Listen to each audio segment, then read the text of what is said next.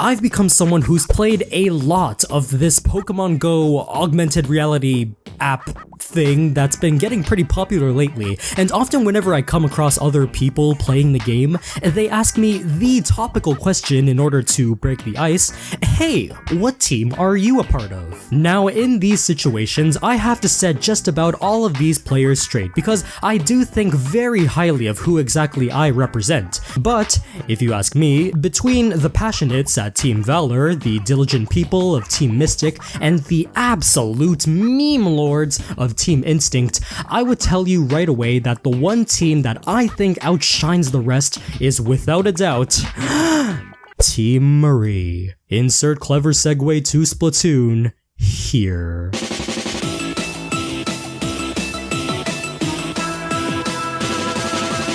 As some of you may know, Splatoon just celebrated its final Splatfest, which, to the inverse, is a competition between two teams to show which one has the most die-hard fanbase. And while we've gotten some pretty great themes, and some pretty great memes over the years, the last Splatfest was to determine the most painstaking question of Splatoon. Callie versus Marie, which one is the better squid, and which one would be better suited as a kid? Now, don't get me wrong, both of these fine squids are pretty great in their own right. In fact, their ability to make me spam the A button before starting any game of Splatoon is second to none, to say the least. But really, if I had to pick one over the other, it would have to be the one that always gets the last laugh after every exchange. This is a big part of why I picked Team Marie. She's the ultimate comeback master, the punchline that finishes the joke, and, much like my matches of Splatfest over here, she ends up with nothing less than pure victory. Take this highlight for example around one of my favorite maps, Moray Towers. Here you can see how I managed to dominate the roads, just keeping a forward stride without any turnbacks or hesitations, and above all, keeping my property green and mean without any of the clean.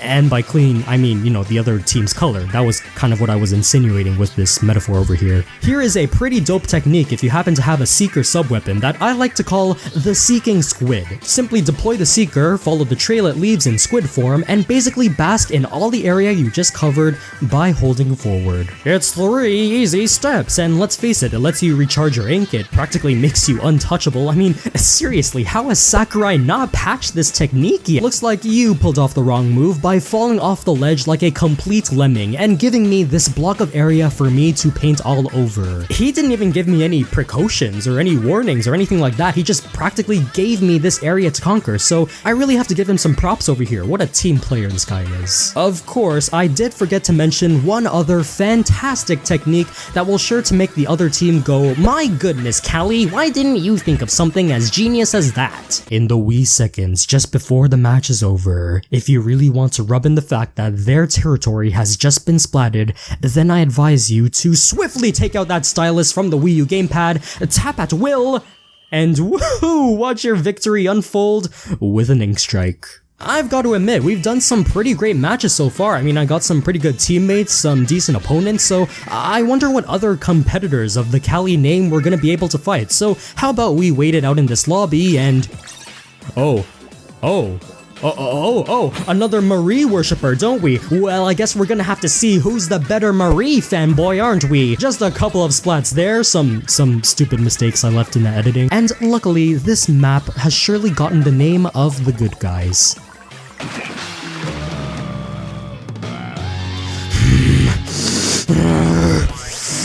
You know, I guess I should be mad that we literally lost at 0.05%!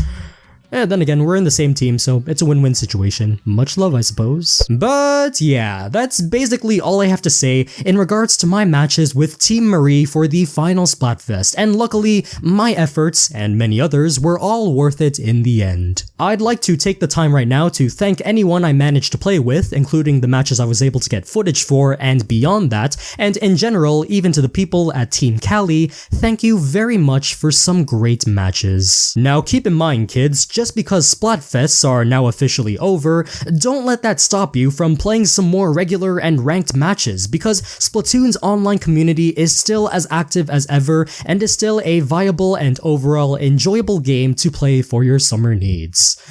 When you're not hunting for electronic animals and when you're not playing the other Splatoon.